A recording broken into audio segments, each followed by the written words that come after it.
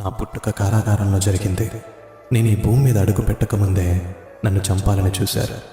నేను పుట్టగానే మా అమ్మగారికి దూరం అయ్యాను. వయసు పెరిగే కొద్దీ అసురులు నన్ను హతమార్చేందుకు ఎన్నో ప్రయత్నాలు చేశారు. కాస్త పెద్దయ్యాక మా గ్రామం నుండి మకం మార్చాల్సి వచ్చింది. ప్రజలు నన్ను పిరికివాడిగా పరిగణించారు. నేను ప్రాణంగా ప్రేమించిన అమ్మాయి నాకు దూరం అయింది. ధర్మం కోసం యుద్ధం చేసి ధర్మాన్ని గెలిపించాను.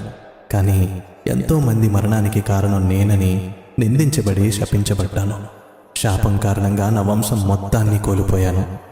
కిందటి జన్మ కర్మ ఫలితంగా కేవలం బొటనవేలుకు బాణం తగిలి నేను మరణించాను.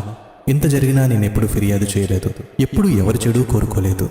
మరి నువ్వెందుకు నీకొచ్చిన ప్రతి చిన్న కష్టాన్ని భారంగా తీసుకుంటున్నావు? నీకు నీ మీద నమ్మకం లేదా, లేదా నాపైన నమ్మకం లేదా? నువ్వున్న పరిస్థితులు నువ్వేంటి అన్నది చెప్పదు. నువ్వు నడుస్తున్న మార్గం వల్ల నీ విధి